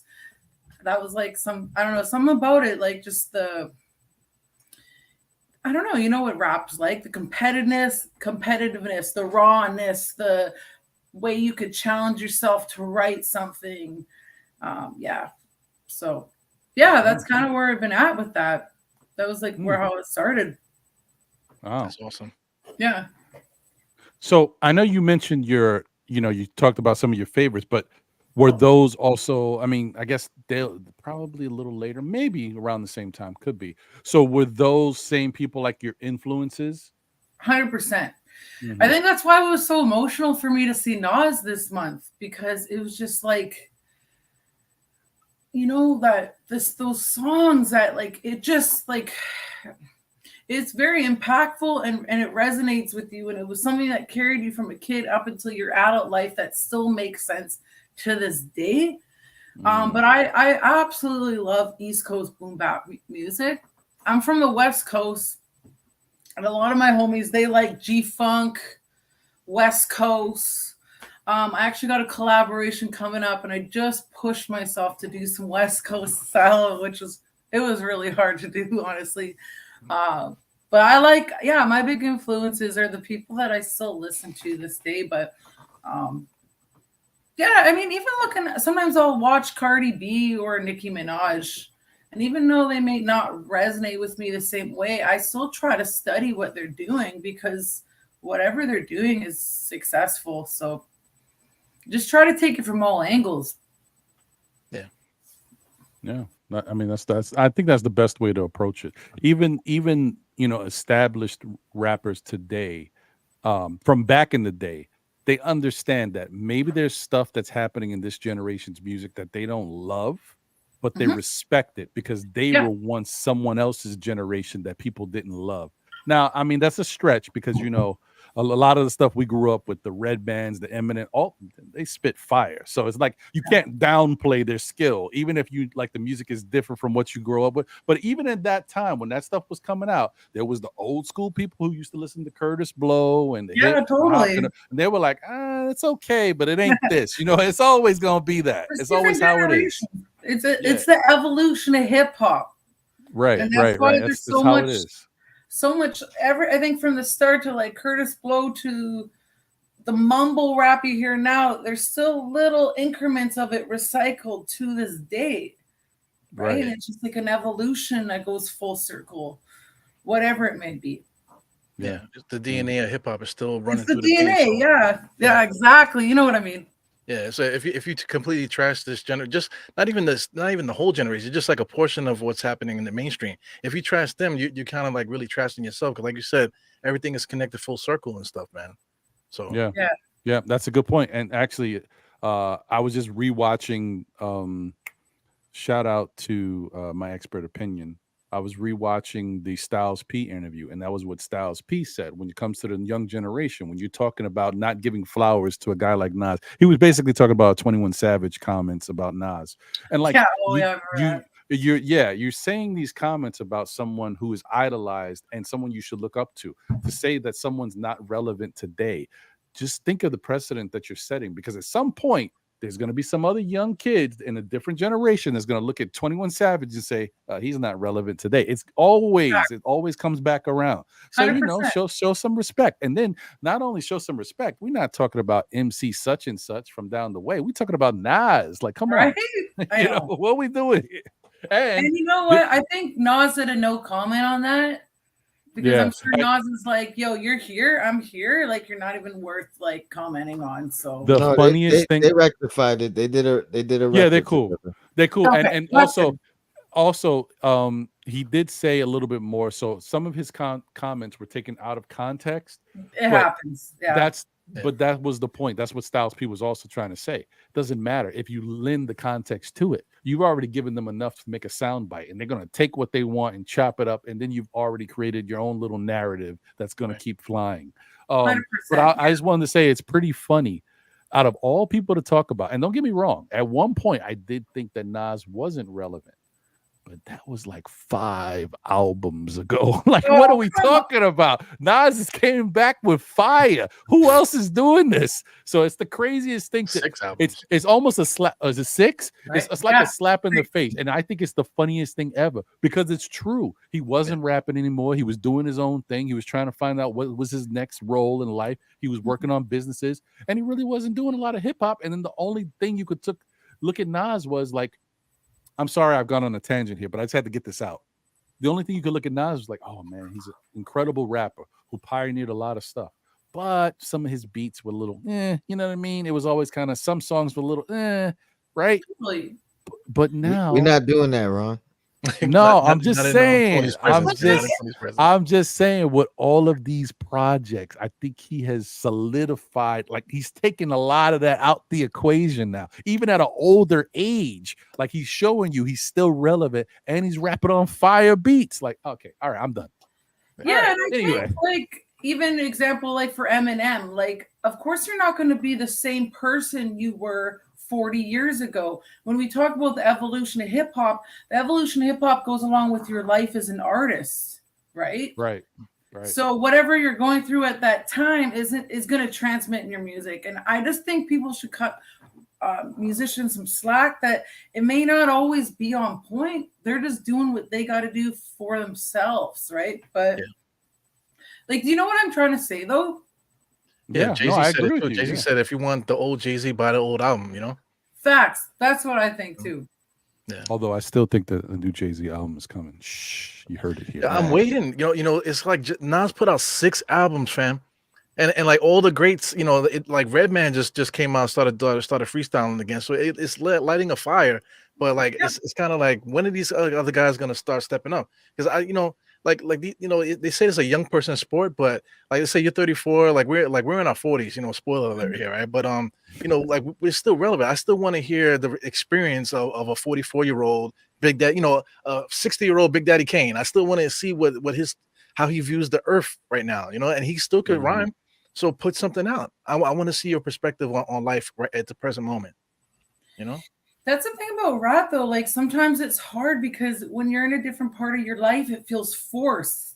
Yes. When you're forcing it, they may not want to force it because it's going to come out worse than they really intended, right? Like, because at the end of the day, it's got to be for you as an artist, right? Shout out to Melly Mel. Exactly. I was gonna say, on the flip side, Nas is probably the most financial stable he's ever been in his life. So these albums that he's putting out now are truly for the love, are truly with no financial financial pressure, financial implications. So you know what I mean? He's totally free in what he can express, how he can express it without wondering where is the back end gonna benefit from it. Yeah, I think the most beautiful music comes out naturally, right? Yeah. Very true. I still want that competitive hip hop juices to come out, man.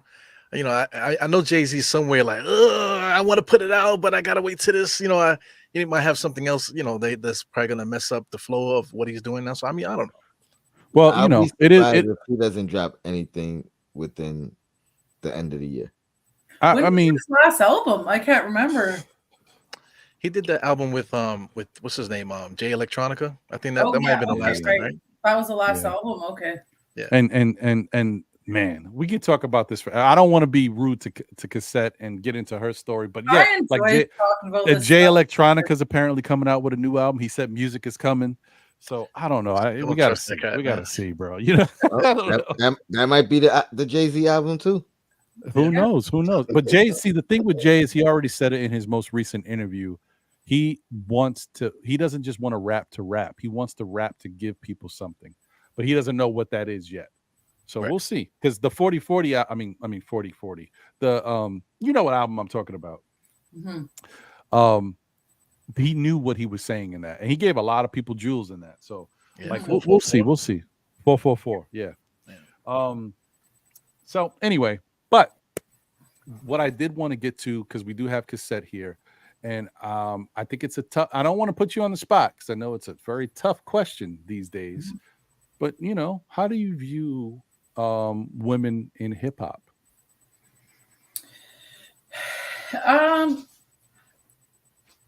I think it goes back to what I was saying earlier, that maybe if I don't necessarily vibe with somebody's music doesn't mean I don't respect them. Like I don't say any sexual context in my music, and I feel like a lot of women these days are using their sexual energy as like a gimmick or a weapon, and that's cool because I know a lot of men do the same thing. It's not like it's double standard, but I just think it's a little bit disappointing in the sense of seeing how sexualized a lot of the women are in their music. I don't think that's a flex. That's just me though. That's just my opinion. But stepping away from that point, I think women are doing really well. I'm happy to see it. Even in my city of Vancouver, there's some, even though we are underrepresented there's some amazingly skilled women in this city that are taking the scene by storm. And one thing that I also appreciate is the fact that, yeah, okay, there's that competitive streak, but you don't build an empire being competitive. You support each other, you work as a team. So that's something that I'm just trying to like honor as a woman in the scene, is just like just supporting each other. But I'm happy to see women are doing really well. And there's a lot of aspects to that question that you want to know about. I can answer more specifically, but yeah, I mean, I'm happy to see women in the music industry, and I'm one of them. And I'm just all about female empowerment, making sure, like, for example, I don't really like being called a female MC. I like being called an MC. I don't want to be placed in that box. It's kind of annoying. But I think women got to work twice as hard, but that's just how it is. It's been like that since the beginning of time. But the women that I do see are just absolutely killing it right now, and I'm happy for that. Yeah. I mean, I think that's a good way to approach it, because, and like my whole thing, and this is obviously a male perspective. I think that the level of sexuality in music these days is ridiculously high. Like, it's off the chart high. Like, and it's funny because we live in a society that's a walking contradiction. You are blasting everybody. You're canceling people for everything they do. You're trying to cancel comedians, yet you're allowing over-sexualized music to run rampant. It's gotten so bad that some of these lyrics, and I understand we've always had that because men have done it in the past. Yeah. They've talked about violence and all that stuff. And I'm not saying that was right either. It had its place. I get it. I just feel like I think the problem that's happening right now is there's too much of it, right? Because even when there was a lane for it, even with the men who were doing it, and some still do it, but even like when it was prevalent before. But then we had a other section of rap, this section. Then we had that section of rap. Right now, hip hop is like not that great in general. So there's a lot of this everywhere. It's like you only have certain things to choose from, and it's really not necessarily the best thing. Like, even some of these over-sexualized songs, if they were good songs and the ladies were spitting fire bars, yeah, I mean, I can respect it, but I don't want to hear it. It's just like Two Live Crew, for example. Two Live Crew was known for doing a lot of things. They might have one song that I may listen to, but I don't listen to a lot of Two Live Crew music. It's not my thing. And that's what goes to this stuff too these days. Like, I don't want to get into their names because I don't want to diminish their character. You guys know who it is out there. Y'all know who it is. And they're making this music, and I just don't know why it's not catchy. I don't think it's I don't get it. That's just my whole thing. So I'm wondering, how you feel about even the quality of the music. It's not necessarily the subject matter. It's just the quality of it. I wholeheartedly agree. It's like, if you're going to go down that lane, then put some substance. And if you're actually going to write some bars towards, whatever, if you want to be sexualized, like, put some love and care into it. Like, I hear a lot of these MCs and it just sounds like they're getting high on lean, freestyling in the booth, and that's what they do for their hits. It's like, you know what I mean? Like, I feel like a lot of rappers these days are literally just freestyling and they're not writing bars. Yeah, I think if you're going to execute something, then do it properly. Unfortunately, I just find like that's the trend, is like people don't really care about that anymore. They care about what sounds good to the ear, not what's coming from the heart. Yeah. And I know right away when I like somebody. Within the first 30 seconds, I know when someone's put the love and care into their music. You know that. When it comes to their delivery, their cadence, their lyricism, their bars. There's so many different aspects that go into a well-rounded track, and you can tell when somebody's actually trying or not. But unfortunately, like, people just like the younger generation, they just don't seem to care. Like, it's just what it is, right? And that's what you said back to our previous conversation. There's just different generations of what you like, right? Like, older generation can feel some type of way. Whatever, it is what it is. But yeah, it's honestly like I was listening to like, again, I guess I'm diminishing some characters right now, but that's okay. the City You can do Girls. it. My friend went to see the City Girls. Like, she actually paid money to go see them. So I wanted to know what they were about, and I was just like, it was actually triggering a little bit. Oh, sorry. I think It was bad. Like, it was bad. This is how I feel about it. Yeah. I think there's a couple of ways to look at it. Like it's so much accessibility that anybody could pursue a music career nowadays if they wanted to. Mm-hmm. A lot of people aren't in the music game because they love music.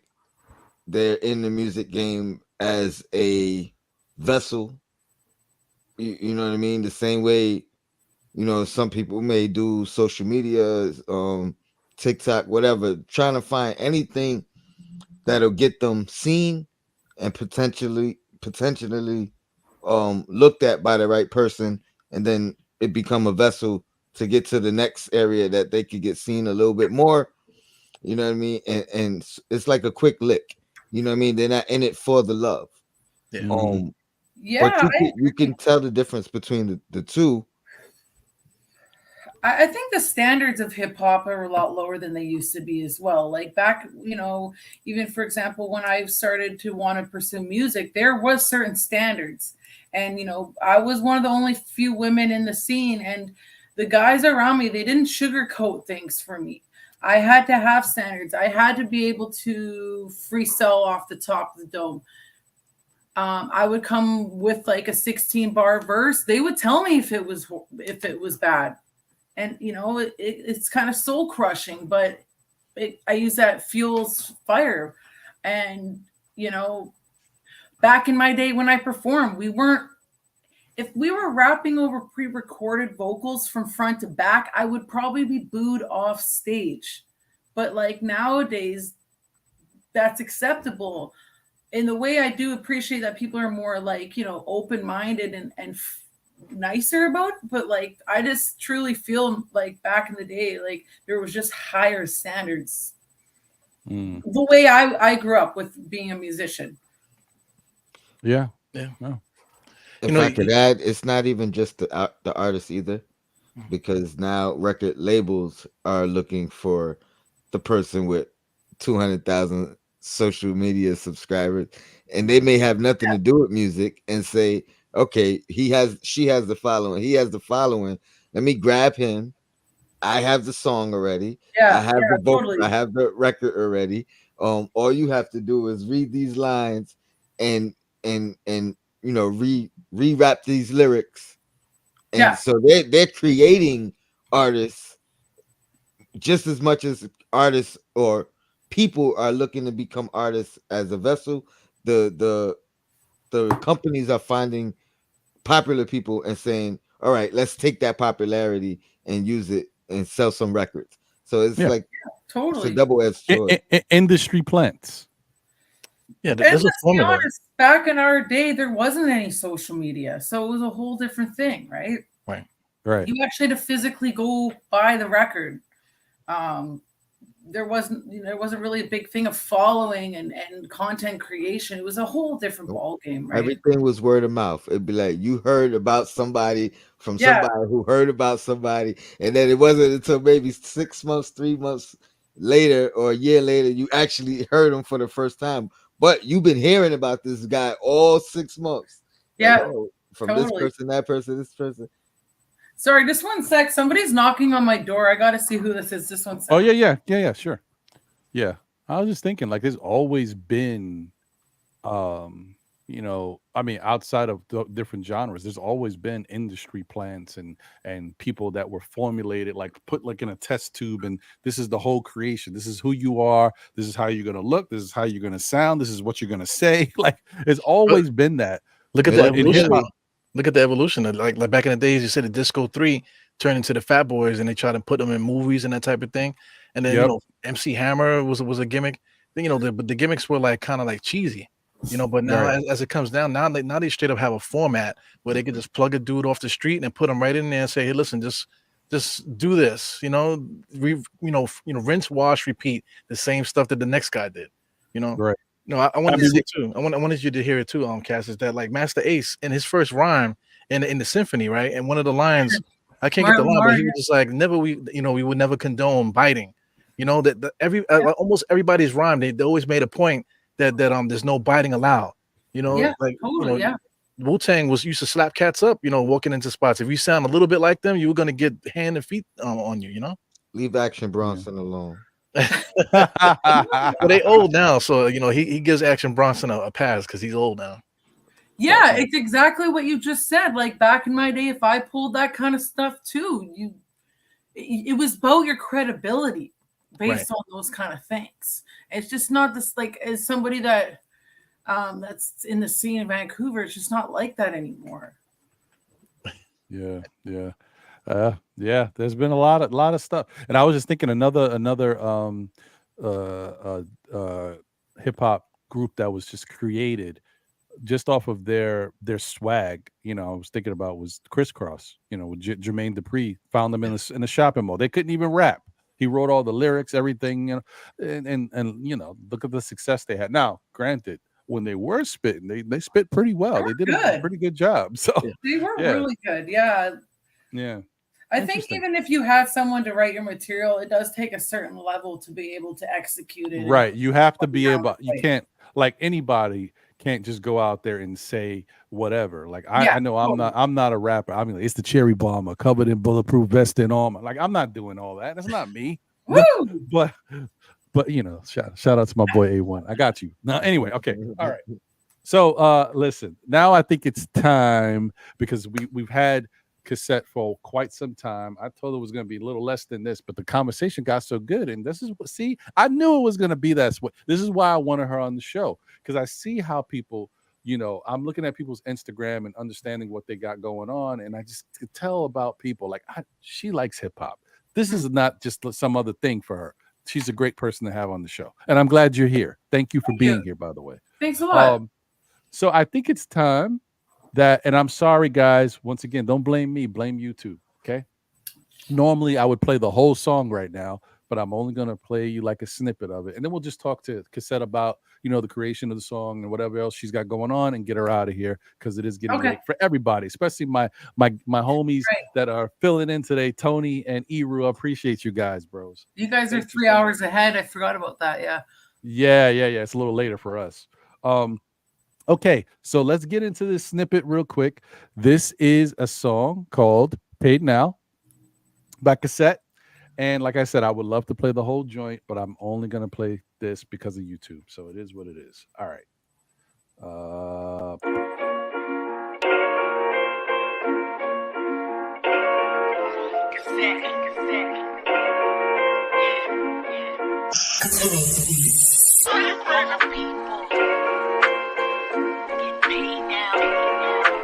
Will all who wish to die please raise their hands? Let's get started. I ain't frontin' with this money, you need a cash advance. I'm stacking the bills and put them in the rubber bands. People love the hustle, they love to sell the grams with legit with. And now you know where I stand. I built for Cuban links, it's a chain reaction. You don't think street smarts, your brain be lacking. Put the fame into action. I know, it was just getting good, right? I know, right? Thank you too for it. Thank you too. Just getting into the bars on that one. I know. I'm sorry, guys and gals out there who may be listening. Replay gang, we see you. I already got it lined up. I found the video. I got it lined up. I'm going down the rap hole. There you go. So, first off, how can you tell us a little bit about this song and the creation of it and producer and all that good stuff? Okay, yeah. So the producer was by a guy named Katane Beats. He's out in Houston, Texas. He sent me over the beat. I just wanted to write a song. Like we go back into the whole female empowerment. That's my steez, and I'm a kind of person that's all about my hustle. Like I work several jobs. I bought my first house at 30. I'm trying to just be on my game, and so that's what that song's about. And like one of the bars is like, you ain't on my level, won't entertain the nonsense. So I said, like, when you're scrolling through, Instagram and people are hating on you, it's just like, I'm not entertaining this. You're not on my level. But the song's about getting paid now. It's like, it's money over everything except for my family, but I don't even care. Protect my sanity. Keep me out of your comments. So, I just talk about just being on my hustle, right? Trying to be lyrical. Yeah, and you know what? The song, like I did the video, and the video did exceptionally well for someone at my my following. Like I got like 6,000, almost 6,000 views, I think, on that. Pretty fast. It was a really fun video to shoot. Yeah, it was a great song. I really enjoy that song, and that's more like the East Coast boom bap style that I do, because every song I've been trying to do lately, I've been trying to do something different. Mhm. I did the Paid Now, which was like the boom bap old school vibe for me. Second track was called Dear God. It was more like a sentimental, melodic, jazzy tune for me. And then Boss Up was like a trap style song. So that song was kind of more of like my core like style, Yeah, I like it because I actually didn't hear that until you sent it to me. Because I heard Boss Up and I heard a couple other songs, so I didn't hear this one. So when I heard it, I was just thinking you were going to send something I had already heard. So I was that's why when we started, I mean, this is pre-production stuff. When we were getting everything ready. Research all my music, Ron. What's up with that? Hey, listen. I'm just joking. I'm just trying to be. Well, I heard a good amount, but I didn't hear everything. And so when we were talking, I was like this, looking off to the side. I was like, I hope you don't think I'm crazy. I'm listening to something. So that's what I was listening to. Okay, cool. Yeah. I mean, I had heard the whole thing before, but I wanted to hear it again. So I sent that song purposely because I know you guys are, like you said, you're in your 40s. It's more like I just thought like that song would kind of resonate a little bit more. it makes sense. I mean, it's definitely a New York vibe. I mean, you could just hear the opening and the outro of the show. That means the boom bap is there. Yeah, yeah. So Mega wanted to know if you have any Timbs and how many pairs you got. How many Timberlands? I got a couple. I'm not a big sneakerhead, but I do have a couple nice pairs of shoes. Yeah, I got a couple. Okay. Yeah. Just now, like the song is and everything. It kind of like it's like, whoa, where did that come from? So I kind of wanted to keep hearing, but you had to cut it short. But then when you said your little bar just now, I just saw the hoodie come up, over your head just now. It's like you transform it into Cassette. You was Cassie right now, but then when you started spitting, you said, whoa, here comes Cassette, I get that a lot, actually. Sometimes I don't even realize I'm like that until a lot of people say, like, wow, like you just said, they're like, yeah, like the hoodie just came off out of nowhere. She's not even wearing a hoodie. Where the hoodie came from? Yeah, man. I ain't got front. Yeah, if I heard the song first, I wouldn't expect you to be the person who wrote it. And when I was, during this interview, I'm just now hearing the song. I was like, okay, took me by surprise. Yeah. I'm looking forward to checking out more of your stuff. Sweet. So where was the video shot? I'm sorry, Ron. Where was the video no, go ahead, keep talking. Yeah, because I see a lot of it's interesting. Where was the video shot? Vancouver. Okay. Yeah, that's all over Vancouver. Like we had a drone, so we just like flew over like the ocean. I went to like some cool graffiti spots that my friends did in some of their. It was a kind of like on the fly video. Yeah. But it worked out well. Yeah, that's dope. Yeah, it's yeah, I've seen some of your visuals is yeah, I mean, listen, you got a good idea. Whoever's working with you, whoever you're working with, it's looking good. I like what I'm seeing, and I'm hoping that have you ever put together a full album or EP? Yeah, I'm doing that right now, actually. Okay. I'm on track 5 right now. I think I'm just gonna do an EP. Was a lot of hiccups involved, or else I would have probably put out the album by now. But yeah, I'm working on it. I'm pretty proud of it. I'm trying to do like an infusion of the boom bap and a new school flavors.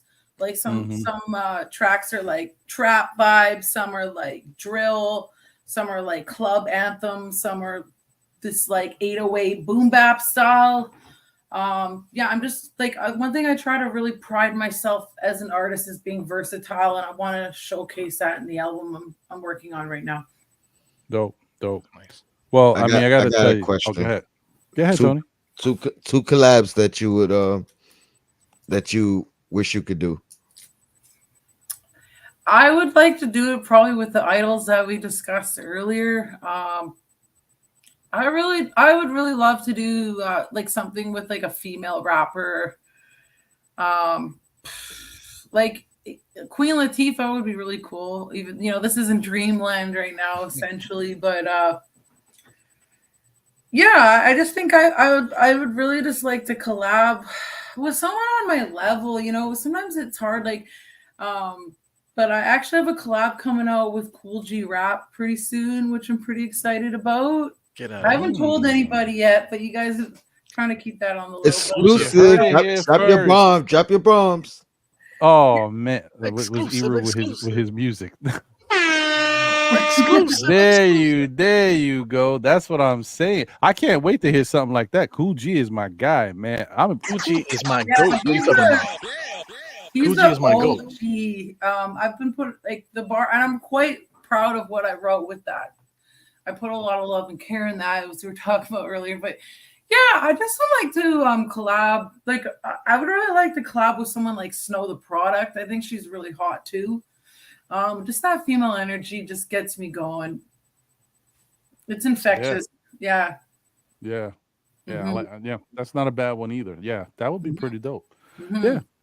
All right. Well, listen, I like I said, we could talk forever. I know, right? And I'm sorry it was longer than expected, but like I said, the conversation was good, and we all love hip hop, and so just talking it with another like-minded individual, it spurs up more stuff. We can't help it. This is how it is. It is how it is. Just the way you guys talk about basketball, it's the same thing with my music, right? I talk all day about it. Yeah. It's dope. So guys, listen, man, you heard a snippet. Believe me, there's more to come just like that. You'll enjoy it. And I'm really happy to hear that she's working on an EP. Mm-hmm. But if you want to follow her and check out more of her stuff that you may not be exposed to, Instagram is Cassette the MC.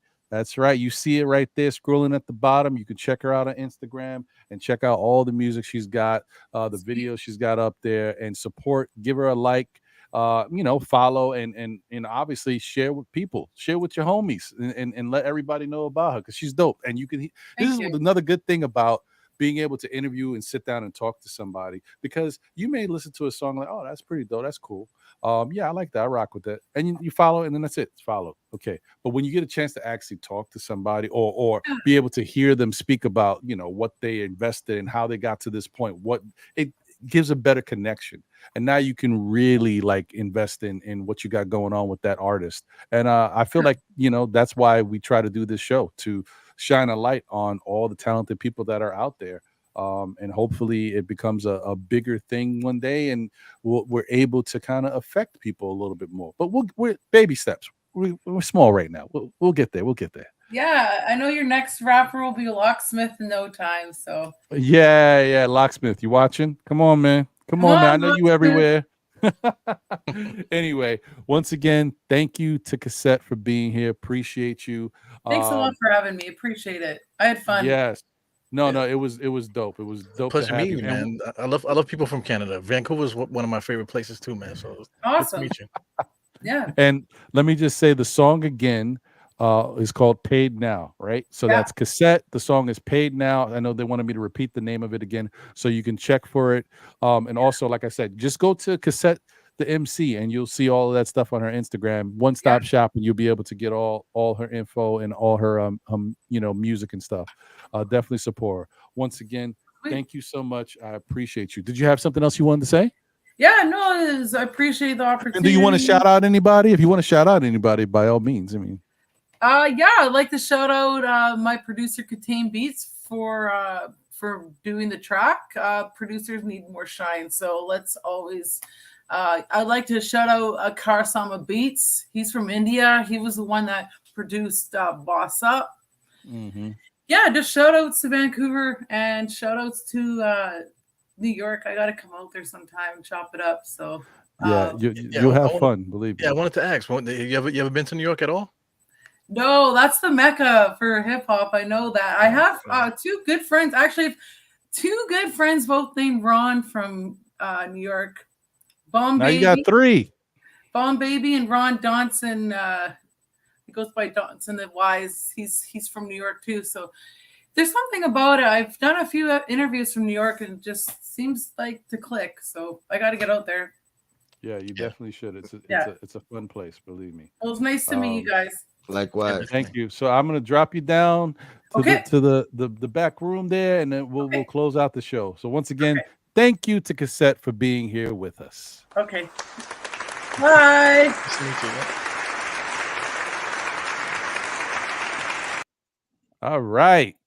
So listen, once again, this has been another one of those good shows, man, and nothing better than to be able to chop it up with my guys here, Tony and Eru. Appreciate you guys. Always a pleasure. And just thank you for always being there when I need you. You know, Hey, Tony. First of many. I'll be back. Yeah. Anytime I'm available. You know. Yeah, it's definitely dope to have you, brother. And listen, guys, please support the show. I don't have the Podfathers Cash App up, but you know the channel's been demonetized because of YouTube. Please support the show. You know, if you definitely appreciate NBK's programming, please show some love. And donate if you can, if you want to. And also this quick little message about the show.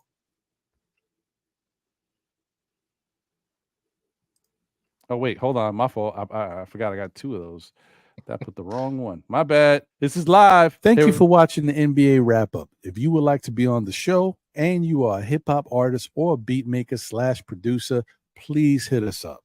Email us at the NBA wrap up at gmail.com or DM us on Instagram at _NBA_wrap_up.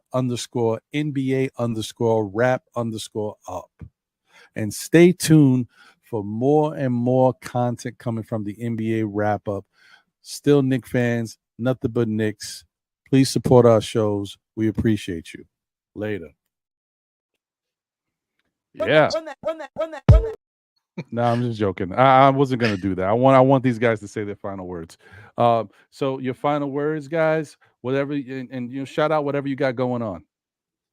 Well, shout out to Mega. Mega's begging for some attention over there in the comments. He said, "Don't forget him. He's representing the chat." But shout out to Mega and stuff like that. I'm trying to stick to a schedule, guys. I haven't had a schedule in 5 years. You know what I'm saying? So when I announce my schedule, I've reneged on it like every single night just about. But I'm trying to be more consistent. So, but podcasts will be coming out. I was gonna do one tonight, but I'd rather just come on with Ron and I tried to get on with Tony earlier, man. It's not too late. It's not too late. Yeah, it's not. Nah, it's too late. It's 10. I got to get up early tomorrow. I hear you. I appreciate you, Eru. Eru is a beast. Yeah, I didn't say it. He said it. And thank you, Mega. I did see. I was gonna get to you. We're gonna be one of the closing things I put up there, but I appreciate you once again, brother. Thank you, Tony. First time, like I said, I'm glad to make it. I always check in from work or on the ride home. I hope to be back. I did a Knicks and Bruises earlier. Check that out if you missed it. It was fair or foul. I went over some comments. The Knicks chat has been talking about Julius Randle. So yeah, check that out. Leave a comment. Let me know which ones you thought were fair and foul. That's it. Dope. All right, guys. So once again, this has been another episode of the NBA wrap up. Hope you enjoyed it. Please support all the content on NBK, Still Nick fan stuff. Tell a friend who tells a friend who tells another friend. You know what I mean? We'll be back again. And support all the content. And also, once again, if you haven't checked it out, please check out the Roger Mooking episode from earlier today. Really dope. Man Fire Food and a hip hop beast in his own right. I think he just did Sway in the Morning again. This is his second time on Sway in the Morning. Last time he freestyled. So, and that was years ago. So it's real. This ain't no fly by night like little gimmick. He's dope. So yeah, appreciate you guys. Take care. Have a great rest of your night. And you know what? Stay tuned to the next one. I don't know who we're gonna have, or maybe I do. We'll see. All right, we out. Run that.